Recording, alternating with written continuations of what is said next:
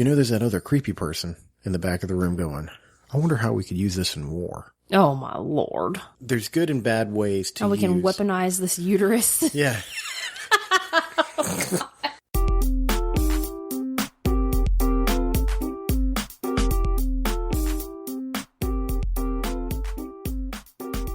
Welcome, everybody, to the Bob and Katie Show. I'm Katie. And I'm Bob. And this episode is all about the ladies. Which means it's probably going to get gross, because it probably is. Let's just be honest. I'm just going to go ahead and throw that, yeah. I'm an oversharer. You are an oversharer. I have no problem talking about, like, childbirth and periods and poop and all kinds of things. Yep, all at the same time. All the things. I have no problem. The things, all of them. I'm just not very shy and ashamed when it comes to, like, those things. And I think having children you throw all modesty out of the window when you have children, because Agreed. The whole process is just... Now, there's going to be some women out there, don't get us wrong. So some people are going to be like, well, men are way more gross. They're not. And let me explain. Guys are disgusting. It's way different. Way different. Guys, for the most part, are going to be more disgusting than women. But women are gross. So why don't you explain the difference? What is the difference? The difference is a guy will pee on the floor. And that's disgusting. Okay? Women, all kinds of stuff will come out that ain't pee. And that's gross. But you can't help it. That's not fair. I didn't say you. No, I'm not saying anything's bad about it. I'm not saying anything's wrong. I'm not saying it's fair. It's not fair. It's not fair, the stuff that you guys have to go through and we don't. What are you doing with my dinosaur? I'm holding it. It's a lot heavier than I thought it would be. Isn't it? So I put the toys around the table. Everybody's like, what the heck just happened? What just happened? The new table that we're on, I've got my little figures that I collect. I've got them on there. And what I thought was, like, if we had people over, you can actually just, hold them and mess with. It's kind of like the theory of... Well, then why'd you say something whenever I picked up Rex? Because I was messing with you. The theory of, like, when you have a meeting, there's people that say if the people listening in the meeting have something to kind of, like... fiddle with? Yeah, it helps them concentrate and focus. Yeah, have you seen, the little, like... There's, like, little cubes with, like, buttons and stuff like that. That thing looks awesome. You can press. And there's all kinds of different devices like that. The little, like, stress ball squishy thingies. Right. And he is a lot heavier than he looks, isn't he? Yeah, I didn't expect him to be that heavy. I'll tell you what, we'll take a picture so everybody can see what we're talking about. Do you want to hold him up? I don't have makeup on. Put him in front of your face. In front of my face? Hide behind the mic. Oh, I feel like this looks stupid. It might. Okay, so yeah, it's not fair. And I get that. Doesn't make it any less gross. So, like, you're saying, like, periods and stuff? Yeah, pretty much everything that a woman has to go through in life in general. And sometimes it's a little worse than, other times. But in one of those times, you're strongly going through right now, which is the big P word. Not PMS. No. It's the one that lasts for 9 months, not 3 days. Oh, the joys of pregnancy.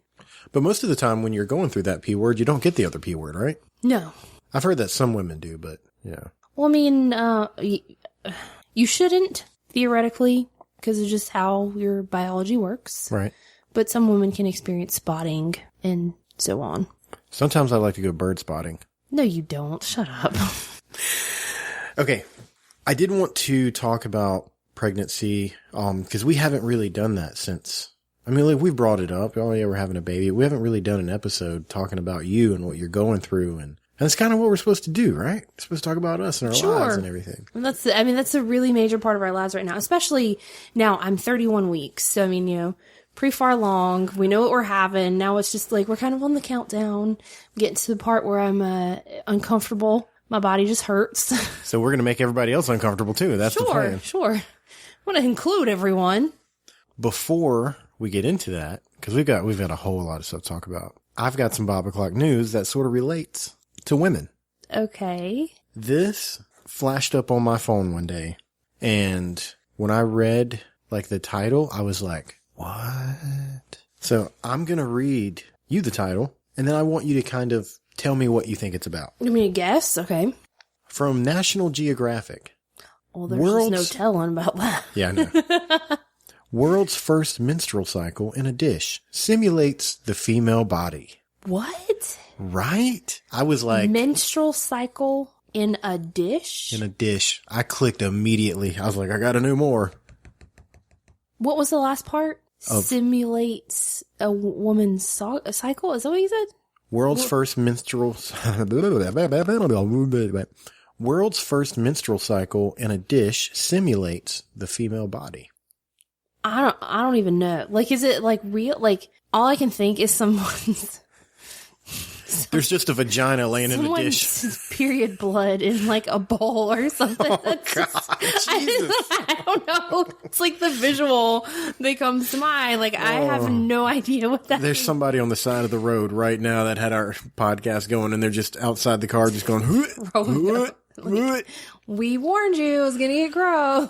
After decades of drug testing on mostly men, a new device may help tailor treatments for different genders. For what? Genders. No, you said drug treatment? Drug treatments, yeah. Like addiction? No, just in general. I think like drugs that you would buy from the store. Like, because just of like drug testing? Yeah. Because of the hormones that women produce and how different it is for men, sometimes when you take medication, it will affect men differently than it affects women. So they're thinking by being able to simulate the female process in a dish, ultimately, they could... Yeah, I understand that. Like, I have thyroid disease, and I know the way my body metabolizes some medications is different than other people. So I get that.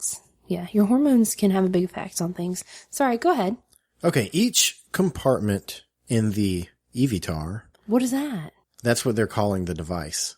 Contains a 3D model of part of the female reproductive tract, including the ovaries, fallopian tubes, uterus, cervix, vagina, and liver. The liver one kind of threw me off a little bit. I don't understand the liver part. Well, I guess because, like, I don't know, your liver has a big part to do with... I would assume everything. Like, if you take a medication. It's kind of like filters things, right? Isn't that like... You're right. You're smarter than me. In a laboratory in Chicago, a palm-sized device had its first period. The device looks much like a Japanese bento box, but instead of... This is so weird. Instead of dividers of sushi, each compartment contains living tissues. One has a bit of mouse ovary. Others hold pieces made from a human uterus, cervix, vagina, fallopian tubes, and liver. The team named the device the Evitar, a play on the idea of avatar or virtual representation of a person combined with the name of the Bible's first woman. That just seems wrong. This is so weird. I'm trying to follow. So now scientists report that the device has replicated a full menstrual cycle for the first time. The tissues produced hormones that coursed through the miniature reproductive system, their levels rising and falling over 28 days. That is just so strange. So in society, we've taken a lot of things that normally would take a long time to do, and we make them simpler. We make them more convenient. We make them cheap. You know what I mean? You can get meat in a can from the store. Simple, easy, fast. Not necessarily great, but it's there. And now you can get period in a dish. I really hope they take this a lot further and be way more impactful than meat in a can. Oh God, this is just, I feel like this is just all kinds of wrong. I don't even know. Well, this is why... So weird. It's so weird. The main reason that... It is disgusting. The main reason that I'm kind of focused on it is they've actually got it working. Okay? So the reproductive system is working. The tissue is alive and it's working. It's like some Frankenstein mess. That's what I'm getting at. Like, if we can start getting all that stuff to function, how long is it before we can go, let's put that in somebody? And they've been trying it for a long time. You know what I mean? I'm sure. Like, we're getting really close to, like, extending people's lives further than they need to go. And it's creepy. Like, it's awesome, but at the same time, it's like, is it, I don't know, this debate could go for a long way. Yeah. So. I just want to hit on the fact that it's creepy. And there's like just this random uterus in a box having a period right now is what it boils down to. Yes, that's what I'm getting at. It's so strange, right? Like, okay. Like, what can we do with that? Where can we go? I really feel like some people are going to be like, oh, well, this is going to be great for drug testing. We're going to be able to find out what drugs affect women, which is sort of what it takes. And, there's that other creepy person in the back of the room going, I wonder how we could use this in war. Oh, my Lord. There's good and bad ways to we use. can weaponize this uterus. Yeah. World War IV. Battle of the Uteruses. Wouldn't that be crazy? Like, what? Oh, I don't know. It seems like a B-rated horror movie that you would, like you could. It really does. Like, so far-fetched and strange. New at Redbox. Come on, that was funny. Oh my gosh. You get it? Redbox? Oh my goodness. You need to stop. All right, that's it. I thought that was really creepy and worth bringing up. Now that we're all grossed out, I put a post up on Facebook in one of the parents groups that we're attached to. And I basically wanted to ask people what their worst parts of being pregnant were, what their favorite parts were. And I kind of wanted to roll through it and get your opinion on the stuff. Okay. Does that make sense? Was there any men that responded? I'm not sure. I don't think there was. I doubt there was. Cause I tagged you in this, so you got to read most of it. We actually just had someone comment just now. Brandy says, your wife is glowing and she is gorgeous. So. Well, thank you. I don't feel very I feel sweaty and bloated, but thank you. That's really sweet. All right. So, we're just going to start at the beginning and work our way through. Kara says 2 words, mucus plug. So tell us about that, Katie, because there's a lot of us guys out there that are ignorant. Like, you don't know, like, what is it? Yeah, what is it exactly? Like, how does that work? It's pretty simple, actually. I mean, it's disgusting, but it's simple. Is it disgusting or is it gross? I guess it's gross. There we go. It's gross. It's not disgusting. It's nature. It's a part of life. So when you get pregnant, your cervix closes up.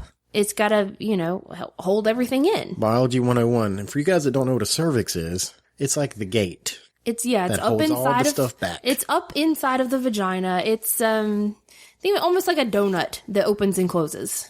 That's a little bit different than what I was thinking with the gate analogy. But anyway, so it stays closed during pregnancy to keep everything in, keep other stuff out, protect the baby from infection, stuff like that. Anyway, yes, closed off. And it closes and you form a mucus plug. It's, that goes inside the donut. It's where Okay. Just to help, like I said, as a barrier to keep certain things in and certain things out. And whenever you get close to having your baby, your cervix, it starts to open up and your mucus plug will come out. Yep. I have no experience with the mucus plug, but it makes sense. And it makes, the donut analogy works a lot better, I think, than the gate. So good job. Good for you. Yeah. Well, I mean, it's round and it just opens and closes. And like when you're not pregnant, every month, whenever it's time for you to ovulate, it's open. So that is how the swimmers can get up in there to meet the egg. So the mucus plug is pretty much like going, whoa, fellas, whoa. She's not ready. Just hold it right there. You cannot pass. You shall not pass. Too far. Okay, Chloe says, I'm 32 weeks, ! She's super excited. I really feel like that's just what she feels like she should be. Because I don't think, I'm looking at you and there's not too often that you're super excited. It is exciting. Well, I mean, like, so by the time you get to your 3rd trimester, you're uncomfortable and for me, it's hot, sweaty, hurting, but it's getting close to time and it is exciting because, you're prepared or at least, starting to get prepared, mostly prepared, all the way, I don't know. We're still not completely prepared yet, but not at all. And that's it. You're on the countdown. It's happening. You're on the countdown. And baby's on the way. He's going to punch and that mucus plug out and dive into the world. No, it is exciting because, you're on the countdown. You get to meet your baby soon. So she says you pee yourself a lot. At least I do. I can attest to that. That is very true. I do too. It's probably like it's almost a daily occurrence. We've talked. Oh my God. I was in the car the other day. Here we go. And I had got into like this coughing fit. Like I had a tickle in my throat or something. And so I'm driving and I'm like coughing, sneezing, laughing, things like that will increase your chances of being Breathing, yourself. laying down, sitting on the couch. I've seen you pee in all of those different Like, situations. because you use your ab muscles like tighten when you cough and stuff like that. And Sure. yeah, I was in the car and I was coughing and I peed myself a little bit. Thank goodness it was only like Driblets. yeah, it wasn't like a puddle. That's good because that would have been I sit in bad. that seat as well.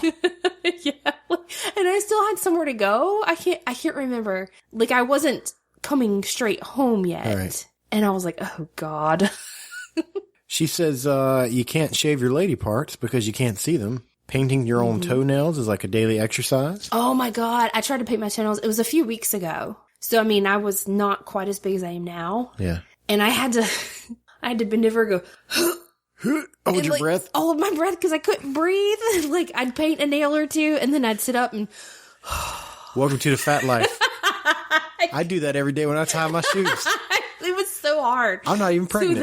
So then I told our nieces, I was like, all right, girls, somebody's painting my toenails the next time. Just give it to Reagan and Riley. Let them go to town. Oh, yeah, that would be interesting. I don't think so. I don't think you know what that word means. Interesting. I think not. She says that sex is awkward, mostly because there's a giant obstacle. People think you're glowing when you're really just covered in sweat. Yes. She's hitting all the nails right on the head. Yes, all that is very, very true. She said, your dreams are like a terrifying bad acid trip because they're so detailed. I haven't experienced as much of that as some other people do, I think. Mm-hmm. But yeah, I know that is a common thing that happens during pregnancies. You have super vivid dreams. And I can't really say that I have had that a whole lot, at least not yet. Mm-hmm. But yeah, I know that that's a very common thing. Now, she says that, like, everybody knows this one, that you crave weird foods. But she says that she craves weird smells, too. She said that her last pregnancy, she cleaned with Fabuloso. Is that how you say that? A whole lot, just because she liked the way it smelled. I get that. All right. Sierra says you waddle like a penguin. This is true. I see it happen all the time. Oh, and going up and down stairs, that's... I know. I go up the stairs and down the stairs way more than you do because I feel so guilty. I'll hear you go, oh, I need something. And I'm like, let me go get it. Because if you go up the stairs to get whatever it is, it's a 30-minute venture. I have to take my time. By the time I get to the top, I have to stop and catch my breath. Yeah. Yeah. I went to come up the stairs and I look up and you're just sitting at the top on the steps. And I just felt bad for you. Preparing myself. Going down isn't so bad. It's coming up. Oh my goodness. Jill says you know where every bathroom is, wherever you go. You got to plan that mess out ahead of time because at any given stop you make, you're probably going to have to pee. So you need to be prepared because I know for me, a lot of times I'm fine. I don't have to pee. And then boom, I got to pee really, really bad. You scared me a little bit just now. That's how it hits you. Well, or like he'll kick me or punch me like right in the bladder. Like you're fine. And there's like boom. And then you're like, I'm going to pee myself. Now, this happened. I was downstairs. I can't remember if it was this morning or yesterday morning. But I get up before you. And I heard you get up. And then you went and peed. Because I could hear the toilet flush from downstairs. And I was like, oh, well, she's up now. You walked down the stairs, through the living room, and into the other bathroom, and peed again. And I'm like, that was yesterday. I know. How is that possible? Like, I know exactly what you're talking how can about. you pee that much? It's wild. It's wild. Sometimes it's more like, I think just because of the everything going on, you have like pressure. So you have like this sensation that you need to pee. Sure. But like only a little bit comes out. Speaking of pressure, the next one, and this one kind of concerned me. Jamie says, my vagina feels like it's going to explode. Yeah, there's so much pressure down there. That's exactly what, like, so much pressure.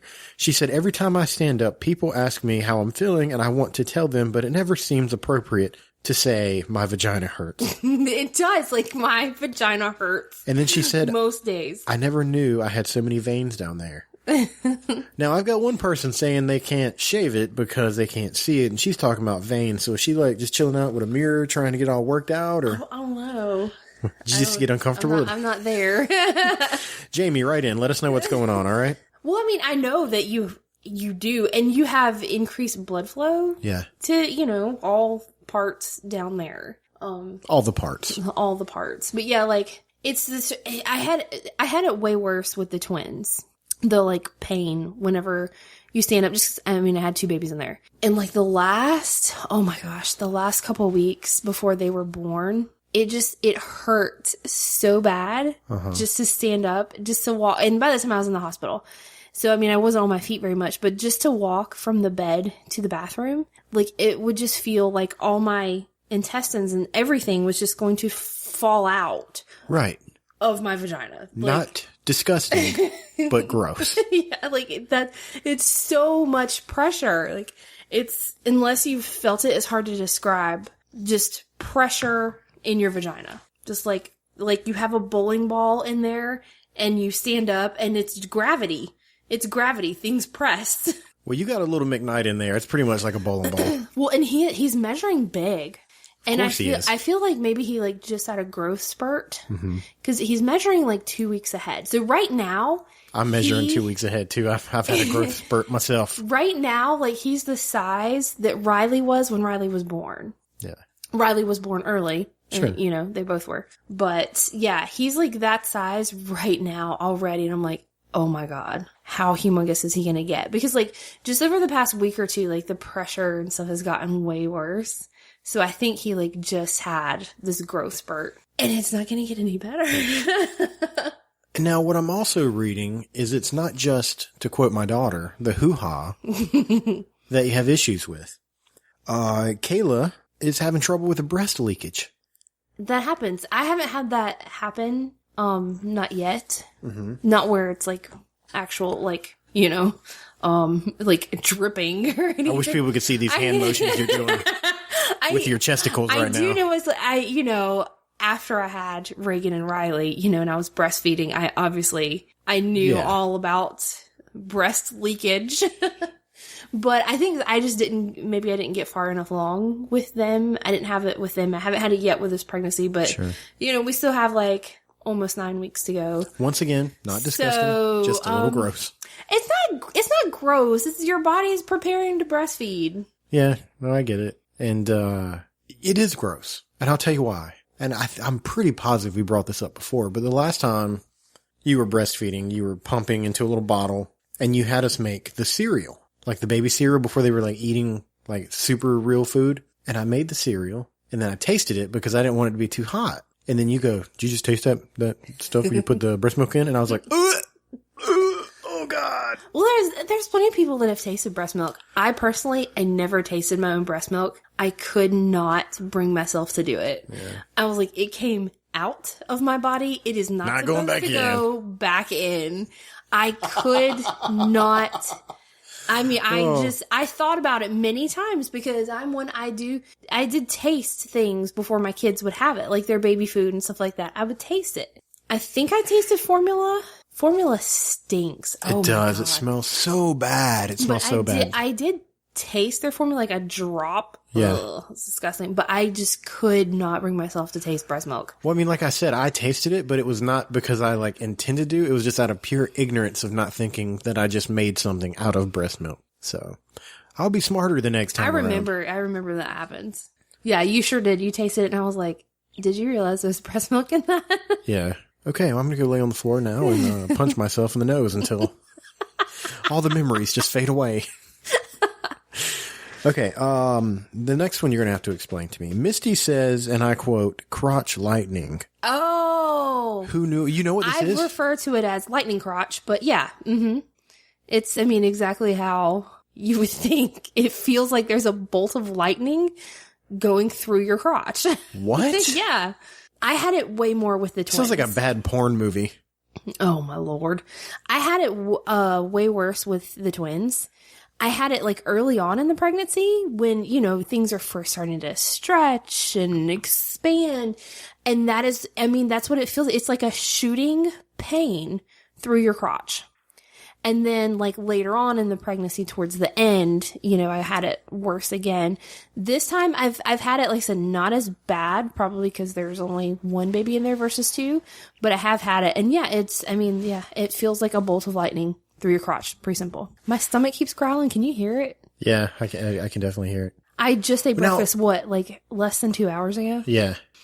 Hang on, let's not leave You want to talk about the the crotch lightning lightning again. Obviously, I don't know what that's like, you know? Now, is it, like, when I hear crotch lightning, without making jokes, my thought is, does it feel like it's being electrocuted? Like, or is it just a sharp pain? I've only had minimal experience with electrocution. I touched oh my God, the fence, what's it called? Live wire on an electric fence? Yes. I touched that whenever I was a kid one time, and it was like, just like almost like a tingly, numbing sensation. Okay. So it's not exactly like that. It's more of like shooting pain. If you've ever had any type of shooting pain in your body, it's like that, where it's just sharp and sudden. Okay. Yeah, that's.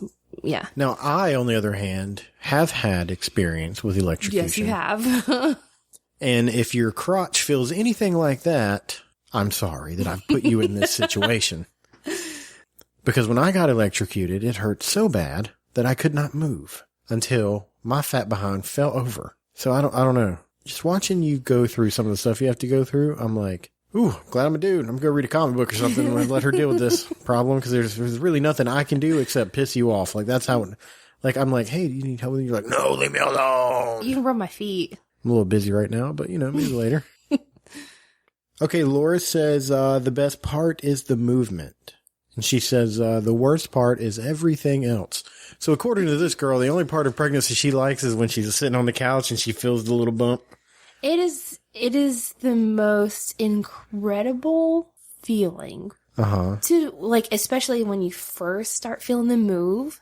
It's like, oh my gosh, there is a human life in there, inside of my body, and I am growing this thing. It is incredible. But then also, on, like, the other hand, sometimes, like, I'm experiencing this now, the movements can be very uncomfortable. Like, sometimes when I feel like he's punching me in my cervix, and that's because he's trying to get the plug out. It hurts. And freedom! He's just become head down. And so now it's like his head is just like pounding on the door, like, let me out. And then his feet are up in my ribs. I'm like, I think he just turned not long ago. Right. Because I wasn't feeling him kick up in my ribs, but the other night I think I was laying in bed, right? Remember? And I was like, oh my God. And you're like, are you okay? And I was like, I think he's kicking my ribs. It hurt so bad. Like, it almost took my breath away. It hurt so, so bad.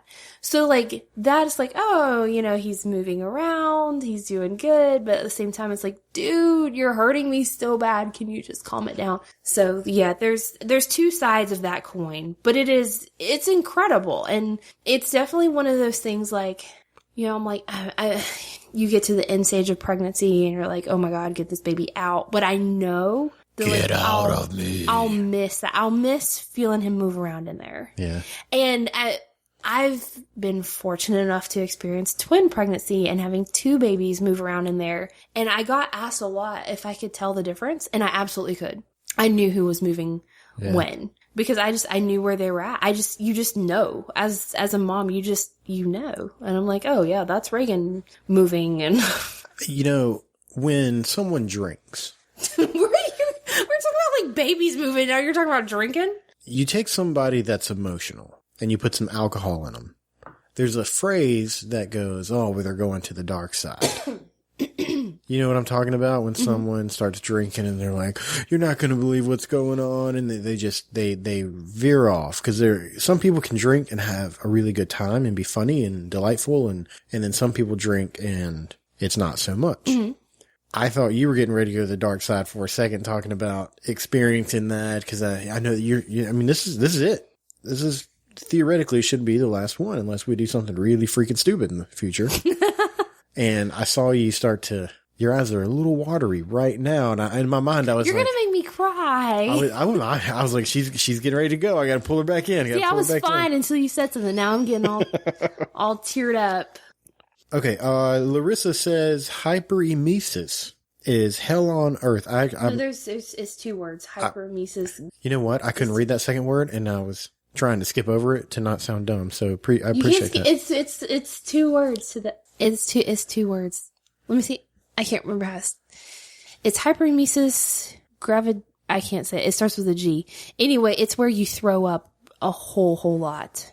Oh, okay. Like it's like extreme morning sickness. Right. Where like you just throw up like all day every day. Well, Larissa, this is basically what I got to say to that. You can't be throwing in big words at us like that. That's going to throw us off. I know what it is. No, I know what it is. So it's different than morning sickness. Yeah, it's like an extreme case of morning sickness. Wow. And I've been fortunate enough I didn't have that with either pregnancy. With the twins, my morning sickness, I remember the day it kicked in. I was like 8 weeks and I woke up that morning and I threw up. And I was kind of excited.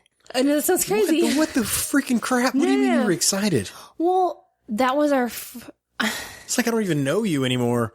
I threw up and then I was excited. It was my first experience with morning sickness. And we had tried for 7 years to have kids, and the 2 previous pregnancies that we lost, I never even had that experience. I had nausea, but I never threw up. Mm-hmm. So I was like, oh my gosh, this is what morning sickness is. I mean, I didn't feel great, but I was excited just to have the experience. I get that. And then I kept throwing up and kept throwing up. I'm not excited anymore. Please, God, kill me now. I threw up all day long. I remember, and you got sick with anything that had a smell. It was I had to horrible. stop eating Hot Pockets. You couldn't smell Hot Pockets. Oh my God. I think that was like the worst one. There was this like chicken Hot Pocket that I made one day, and they made the house smell like garlic and chicken. I was like, you can't have those anymore. You open all the doors, you turn all the fans on high, and you're just and you looked at me and you go, never make that one again. And I'm like, I remember one morning you were getting ready for work and you put cologne on. Uh-huh. And I was still asleep. It was really early in the morning. And you put your cologne on in the bedroom. And I woke up out of a dead sleep. And I was like, what are you doing? And I was like, I'm getting ready for work. Oh, yeah. The cologne. You started keeping your cologne in your car. And you would put it on whenever you went down to your car. So I get yelled at. Like, that's not the way you want to start your day off. Like, I'm trying to go to work and provide for my family. And I get screamed at before I even leave the house. I could not smell just anything. It wasn't even just bad smell. It was good stuff. It was anything. I didn't want to smell anything. You stopped burning candles. We stopped cooking a whole bunch in the house. Like it was. Yeah, like we didn't really use air fresheners in the house, and I didn't wear perfume. Mm-mm. I didn't use lotion that was scented. Like I could not smell anything. And I mean, it eventually got better. But yeah, oh my gosh, it was horrible. But yeah, that first day I had morning sickness, I threw up all day long. And I was really scared that I was going to have that. But it got better. I still threw up a lot, and I threw up all the way to like 20-some weeks. But this pregnancy, I've been really fortunate. I've only thrown up twice. Nice. I had a lot of nausea in the beginning. Like, I was nauseous, like, I remember all day long. But to the point of throwing up, it wasn't that bad. So I'm like, man, I considered myself very lucky this time around. Now, Carly says the first post-birth poop, mother of God. That is. Oh, my God. Now, I didn't see you do that, but I know you went into the bathroom, and so did 7 other people. It did not happen at the hospital. Oh, it didn't? So what was that all you guys went into the bathroom together for? They were cleaning me down there. Oh. Yeah. My apologies, madam. I apparently don't know what's going on. I know what you're talking about. Yeah, the nurses, I had a C-section with the twins. Sure. And, I mean, I guess not really that it matters because you bleed afterwards regardless of the method of birth. Not disgusting, but a tad bit gross. But it's a lot. Because your body's getting rid of everything in there. Okay. And, yeah, I had to go into the bathroom and hover over the toilet while they had a squirt bottle of water and clean me off down there. Yeah.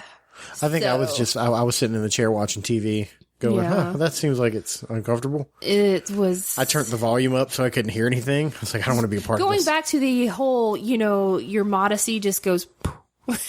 Yeah, it's experiences like that that'll do it to you. Like when you've had strangers watch you hover over the toilet and they squirt your vagina with water. Yeah, you lose all modesty. But for me, like it took days To poop? and and oh my god, like I said, I had a C-section, and for me, I don't know about everybody else, but it felt like I had been cut in half with a blowtorch. That's what it felt like post C-section. Wow. Cause your abdomen is sliced open, and for me, they pulled 2 humans out of this small little hole. It's like a science fiction movie. Yeah. So those muscles that you use to have to go poop. Mm-hmm. Yeah. Oh, so it's the muscles that hurt. Oh my gosh. Like for me, I had stitches, cause I had a C-section, but I know people who have a vaginal birth, it's kind of the same. Like it hurts. And like for me, I was so scared just to push, because I was like, oh my God, I'm being ripped in half. My stitches are going to come out. I was like sweating. I think I was probably gripping the toilet going, oh my God. And, it was just, it's definitely one of those things that like just thinking about it again, it makes me kind of cringe. Soon. Yeah. I'm like, I'm going to have to do that again. Now, Erin responded to Carly and she said, oh, how it hurts to pee after birth. And then Carly said, this is your best friend, and put a picture of these two. Yes. And what are these? I think that's probably more for vaginal delivery. Like I said, I had a C-section. I had a catheter in. Uh-huh. And so like the first time I peed after the catheter came out, it burned. Right. But I think ladies who deliver vaginally have a lot more issues with peeing after and it being painful. Okay. But that's, you put water in that little bottle. Uh-huh. And you squirt it down and Do the hand movement again so everybody can see it. Perfect. Just want to make sure everybody has a visual of what's going on during the audio podcast. So that doesn't go in your butt. Like, especially, I think if you deliver vaginally and there's a human comes out of your vagina. Yeah, a human. And then, like, think about having to wipe after you pee. Like, yeah. Your vagina, not the human. Yes, your vagina. Okay. Fair enough. So, yeah, you put, like, warm water in that. Yeah, it feels much nicer. And Tara said, make sure you buy yourself some Depends for after delivery. You will never look back. She said the pads are like a flotation device between your legs. And you will never be so excited to have a frozen diaper cradle your crotch. Once again, I had a C-section last time. So, my experience is a little differently. But yeah, I know ladies who deliver. So they freeze diapers? Well, I've heard of lots of different things, like freezing maxi pads and just all kinds of stuff like that to put down there. Because, I mean, like, it can be swollen and tender and, Like you said before, a human being came out of it. Exactly. So, yeah, like, cold stuff feels nice. It's out of control. I don't know. Hopefully, like, we'll have to revisit that topic because I'm hoping to not have to have a C-section this time. So... And I'm hoping to get a lot of audio content from that room. I'm not going to be able to go in there with a microphone, but I sure will go in there with my voice memo. And I think it's... Well, we're going to have someone there taking photos. Yeah. But I'm hoping... I want you to take a video of, like, when the baby is born. I'm hoping I don't regret that. But yeah, I mean, it's not like we're going to... I want to have a video. If you want to see that video, go to patreon.com. I'm just playing. Like, I will forever remember the moment that Reagan and Riley were born. I remember their first cry. And it's something I'll never forget. But like, I wish I had it on video. Yeah. And I don't. It's just, it's a memory and I'll never lose that, but it would be really cool to have a video. So I really... You're tiptoeing on that dark path. Stay with me. I really want video this time. Okay, I'll take care of it. No problem. So is there anything else you think we should talk about before we end this? That was kind of fun.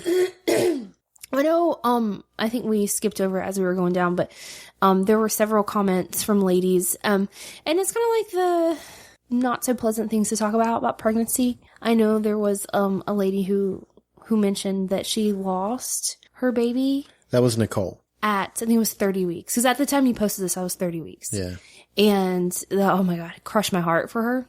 Because, we've experienced loss, but I always considered ourselves fortunate that it happened as early as it did. Like, we never found out if it was a boy or girl. We never picked out names. We never, prepared for these babies that we didn't get to meet. So I can only imagine, getting farther along and how devastating it is. And it's devastating at any point, whether it is in the beginning, middle, end. It's heartbreaking and it's devastating. And so, I don't know. I just want to take a second to just, I don't know, to mention that, to bring it up, that it's something that a lot of women go through, or a lot of couples go through, and it's heartbreaking and it's really, really sad. But yet it's something that isn't talked about much because it's a really, really sensitive topic.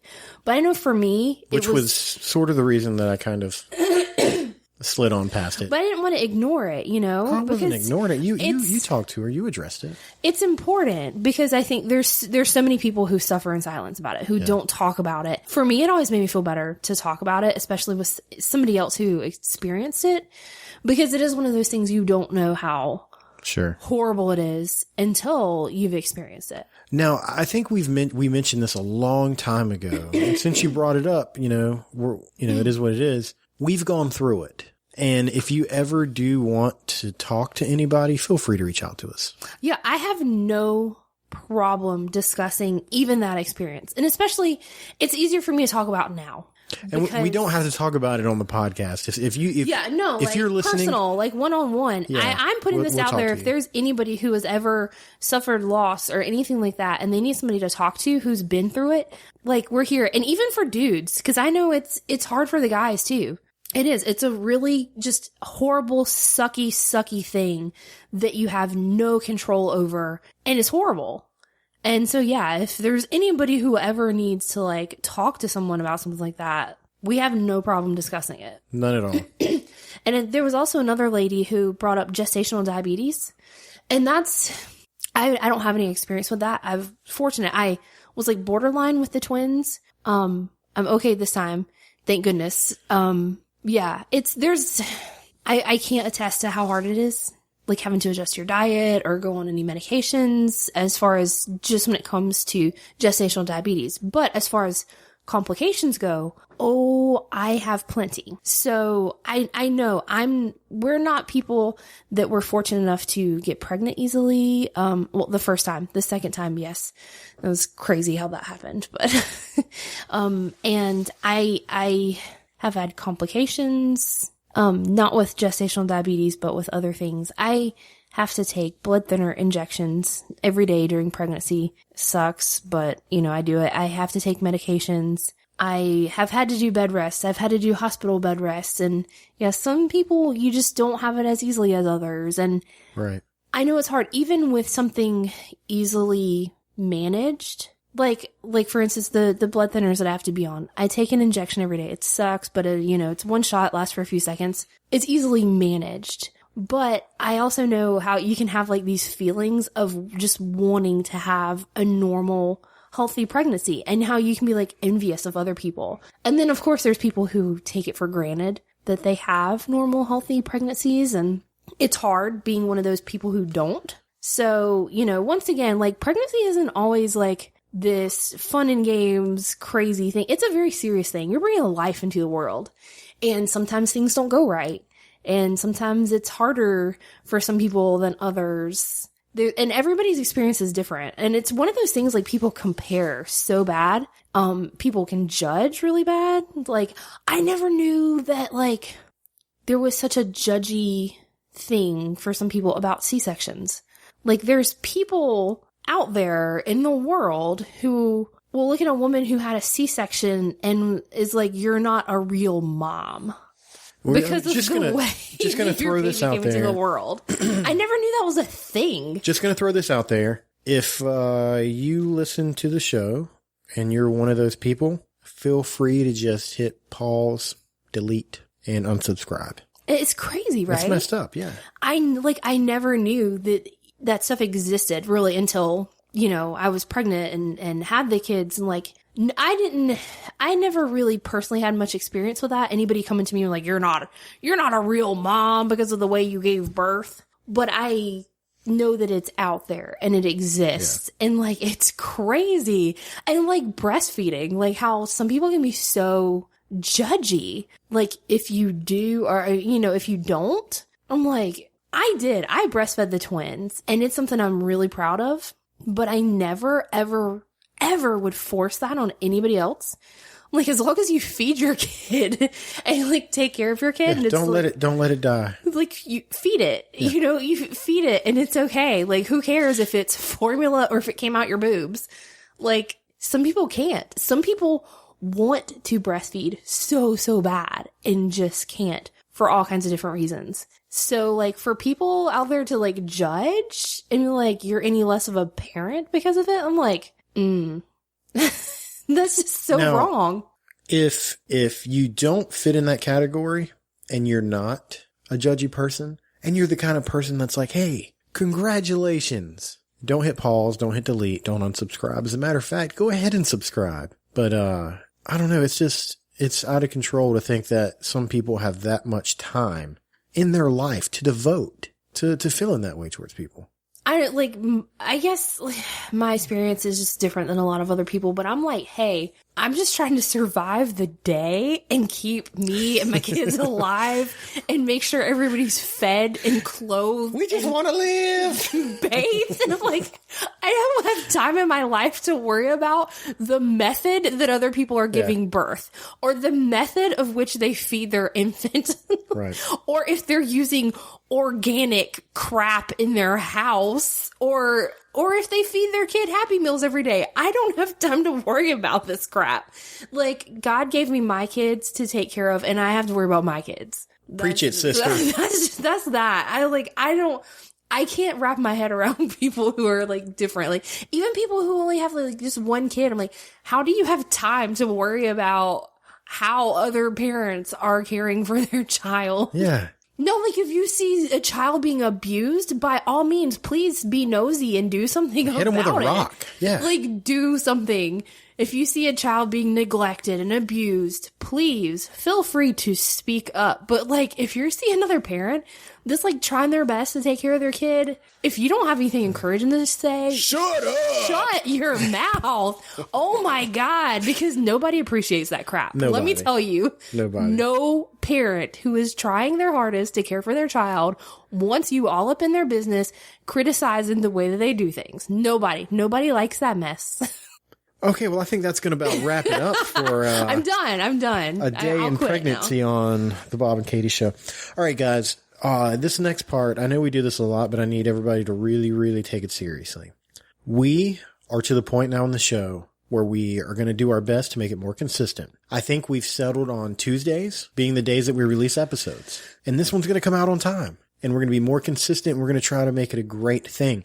But we can't do this without you. So what we need you to do is if you have an Apple product, iPhone, iPad, Mac, whatever it is, go to iTunes and leave us a review. A good review. Let's clarify that. If you're going to leave us a bad review, don't waste your time. Like we said a while ago, if you ain't got nothing nice to say, don't say anything. Yeah, just keep it yourself. Keep it yourself. And if you want to go a step above and beyond, you can go to patreon.com/The Bob and Katie Show and become a patron for the show for as little as $1. Just one of them. Out of all the dollars in the big, bad, wide world, just one. And I'm going to tell you what, we released our Casey Anthony part 2 today, and it was good. It's worth $1 for sure. And we already have 8 bonus episodes up. So you pay $1, you get that episode plus others. All the others. And then what we let the patrons in on last night that you guys haven't known yet is that we just ordered brand new stickers. They're pretty awesome, and everybody that is a patron, no matter which reward that you pick, you will get one. So go to patreon.com/The Bob and Katie Show. Dum dum dum. That's pretty good, right? I feel like you're supposed to Green Giant. Green Giant. But there you go, guys. Pregnancy 1-on-1. Brought to the good folks of Facebook and Katie. Find your laugh. You're welcome. Find your happy. You gonna try it again? Yeah, We're sorry. good? Find your laugh. Find your happy. Find your laugh. Find your happy.